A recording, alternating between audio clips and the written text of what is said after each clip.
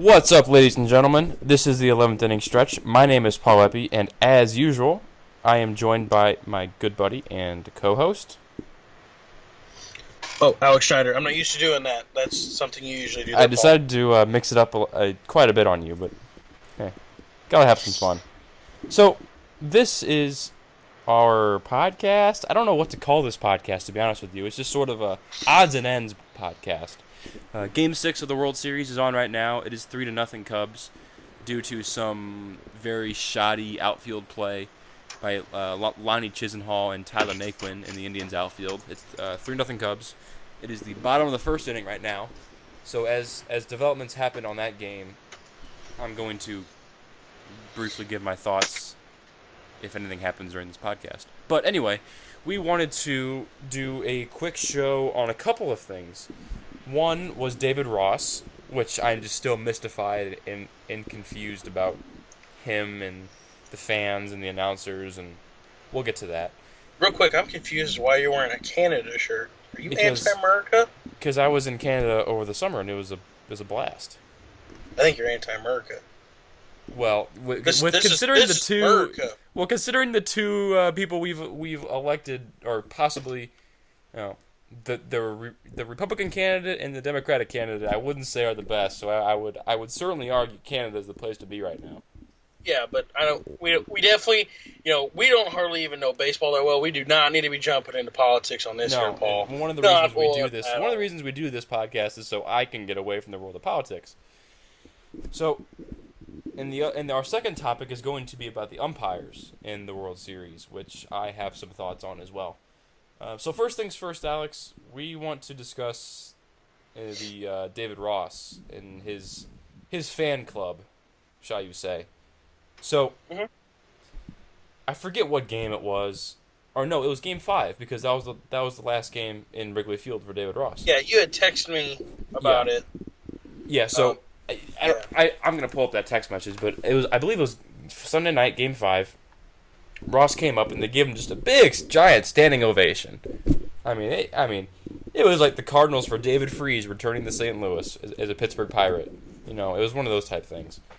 And I was just completely confused, once again, as I always am, why David Ross is just getting so much love. So I texted Alex on Sunday night, and I go, hey, is David Ross in the Hall of Fame yet? I figured he'd be inducted by now for being such a great teammate.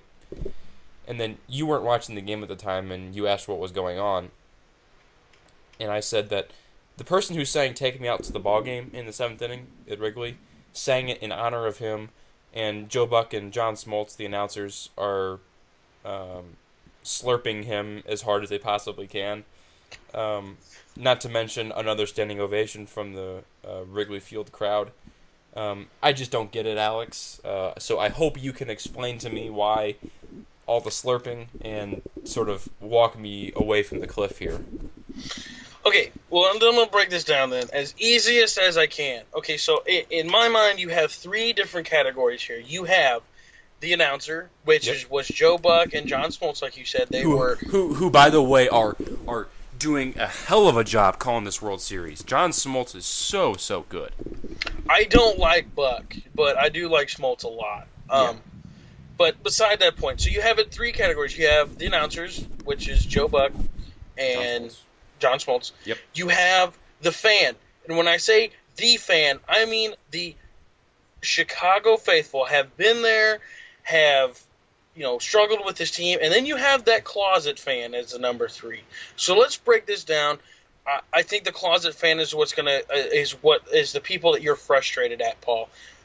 So I'm going to go with the announcers first because I think that's the easiest one. The announcers, you said that they're slurping on him, and that's because whether John Smoltz or Joe Buck like Ross, whether they think that he's a good player, good teammate, they're getting paid basically to, hey, if something big happens or if something,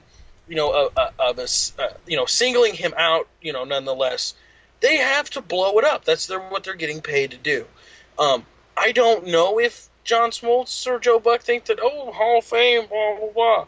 I have, heard on the TV or whatever that he's a great teammate, and I understand that. But from the announcer standpoint, they're getting paid to blow things up, to bring more attention, and that's what they did. They were doing their job, and that's what they're supposed to do, which it kind of sucks. It's that politics and announcing, I think, and just media in general that, we've gotten to that point. Sorry. So then you go to the fan, right? Here's the thing. These are the people that cheer for the Cubs. No matter who it may be, they're cheering for their player. Now, there's a significant difference in the cheering that's being done between the fan and the closet fan. The fan stands up, claps for his player, and then sits back down or keeps standing and cheers on the whole team. He's been there. He's cheering. They know that it's his last year. They're, send him out with a ring. I'm sure he's done a lot of things for the community. He's a good clubhouse guy. So they're cheering, but in moderation, within a range of not crazy. Then the people that I think Paul has a problem with is the closet fan. These people are cheering for Ross at an unbelievable level he does not deserve. Just because they want to call himself a Chicago Cubs fan. And I wouldn't be entirely surprised if David Ross thinks he doesn't deserve it. Because those people, and I completely agree with you, is these people just, to me, blow my mind. Mm-hmm. Yeah. And this hasn't been a one-time thing. Remember, we talked about this back in, September. And it's November 1st. This has been going on all season long. And I get that you want to send them off on the right note. I get that. That's totally fine. And I would do it if it were a Cardinal. But I would also... just a season-long going-out party for a backup catcher. Yeah, well, and two, he's not just a backup catcher, though. He's a personal catcher. Which, not saying that takes anything away from... I would argue that's even more useless than a backup catcher. Yeah. Because John Lester signed a 7-year deal and Ross signed a 2. So who's going to have him catch then? Excuse me. But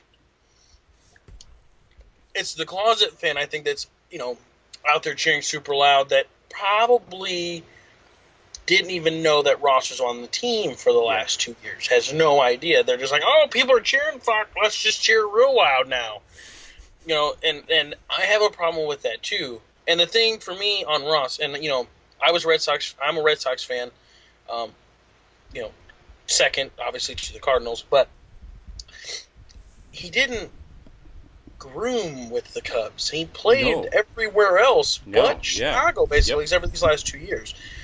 David Freese, he was on another team, but he had been groomed and shaped with the Cardinals and had come up and was that superstar and just fell off the table. He got his fame from the Cardinals because of, obviously, Game 6. David Ross got his fame from the Red Sox for winning a World Series there. Yeah. So I think that's the problem. The announcers are doing their job. The fan, so to speak, is doing what they're supposed to do. They're cheering on their team, and I don't have a problem with that. If you've been there since day one, hey, congrats to you. It takes one strong-willed person to cheer on a team that keeps losing. Oh, and that's why I think Cubs fans, at least before last season when they sucked, were the best in sports because they constantly filled up Wrigley Field when the team would lose 90 to 100 games a year. Well, I don't know if they constantly filled Wrigley because I remember watching some Cardinal Cubs games that were empty. Maybe they wouldn't fill it, but they would fill it a lot more than any other team with 90 losses. Yeah, but that's what I'm saying. That I get sick and tired of closet fans. You're either with a team or you're not. I am a Cardinal fan, and I will always be a Cardinal fan, and I'm not going to just run away and hide or nothing like that. And people in St. Louis and people, and I don't want to delve too far into this because we can do it later in the off season, but people in St. Louis are kings of bandwagoning, and I think that's sort of what these people are doing. I mean, when the Cardinals make the playoffs every year, you see people come out of the woodwork. It's like, where were you back in April? Dude, real quick, before we end this whole segment, you're talking about bandwagon.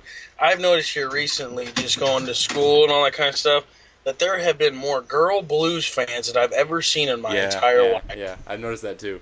I'm not trying to jump off topic, but I saw it the other day, And Hey, it's if the just Rams like, are gone, you- we need something to we need something to cheer for. I know, but these girls used to wear Cardinal stuff, and now all of a sudden, like, oh, the guys like the Blues now. Let's wear Blues stuff. That's cool. And it's just like, no, name one player. I could name maybe three tops. I'm not a hockey guy. I grew up on baseball. I didn't grow up on hockey, and all the luck to the Blues. But Yakupov, Fabry, Steen. Sure. Okay. Well, before we get into hockey talk here, before we get into hockey talk on a baseball podcast, I want to move on to our second topic, which is the umpiring in the World Series, namely the home plate umpiring. I mentioned last night in the little Facebook Live video that I put out as an appetizer to this podcast that I think the home plate umpiring in this series has been absolutely atrocious.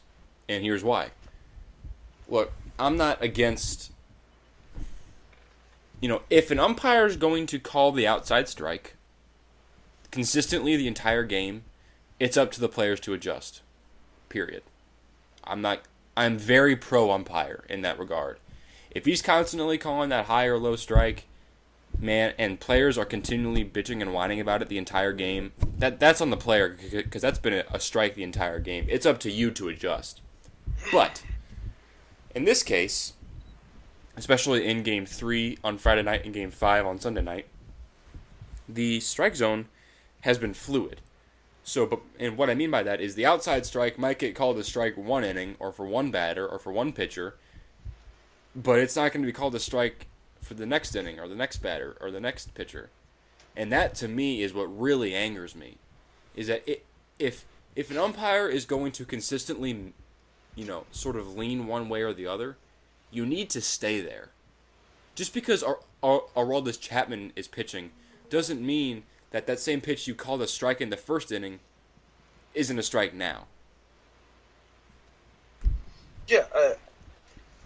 Here's the thing, though, here's the thing, is that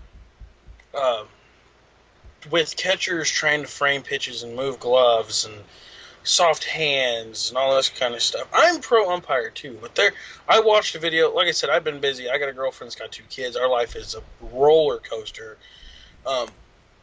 But I watched a video on Facebook about the game or whatever and the calls, and the Cubs pitchers were getting calls on the outside, and the Indians not so much. And it wasn't. I mean, Game 5 was definitely pro Cub, but I would argue Game 3 was pro Indian. I mean, I'm not saying that it benefited one team or the other. Like, oh man, it really screwed over the Indians. No, because I hate the Cubs. No, it was equally hurting both teams.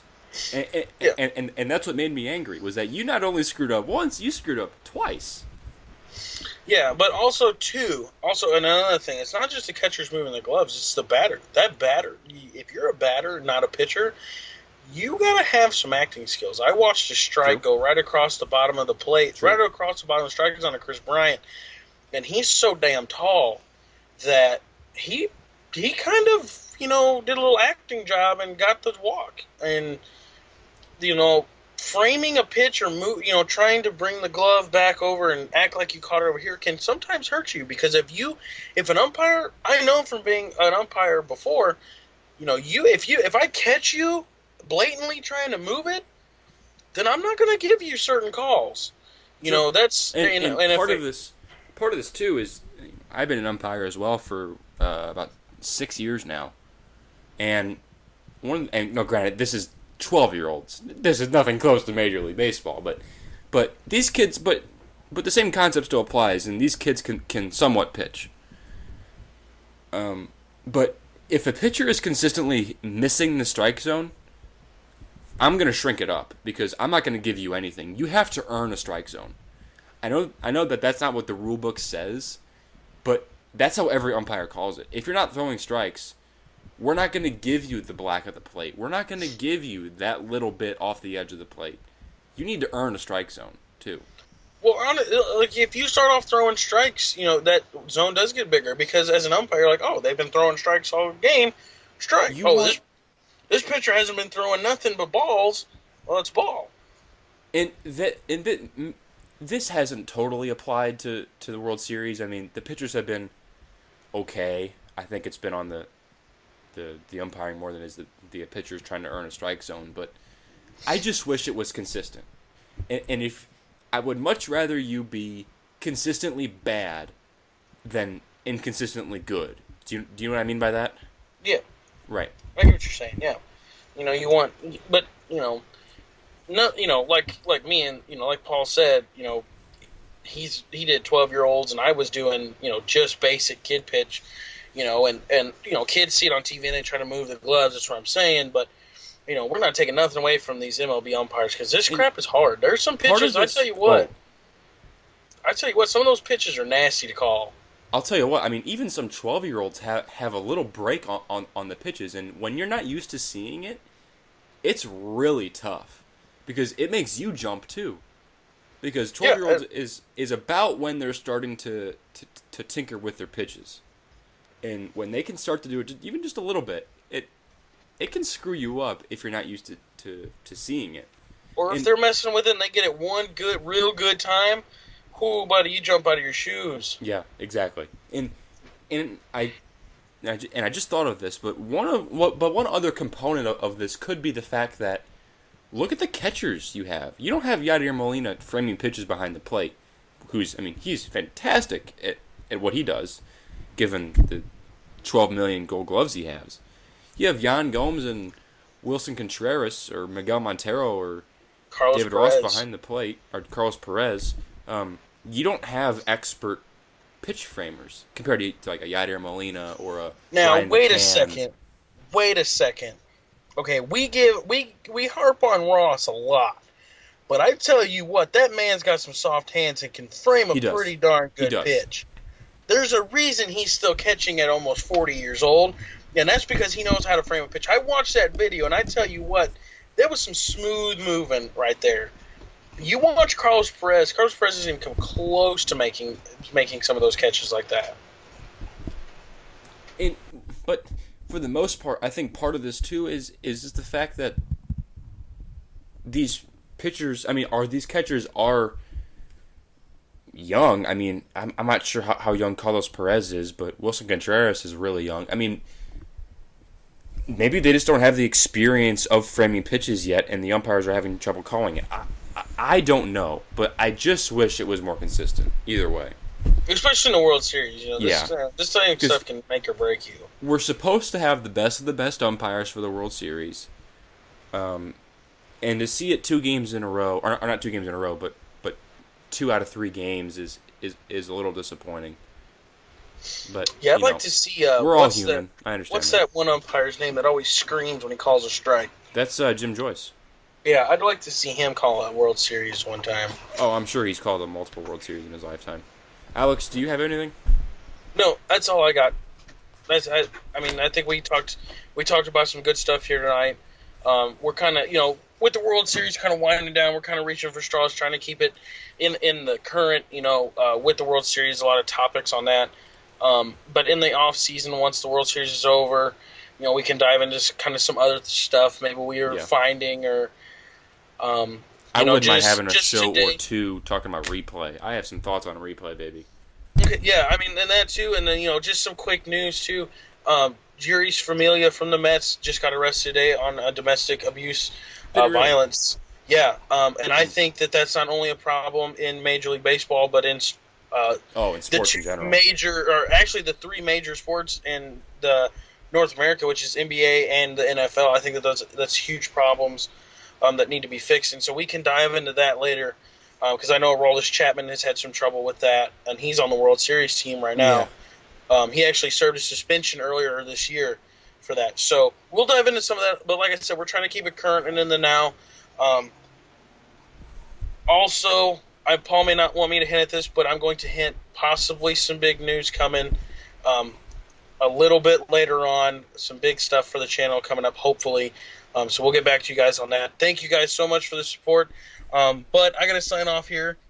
I am Alex Schneider. That is Paul Eppy. For the Living Stretch, I've already done that. We are signing off. Thank you guys so very much.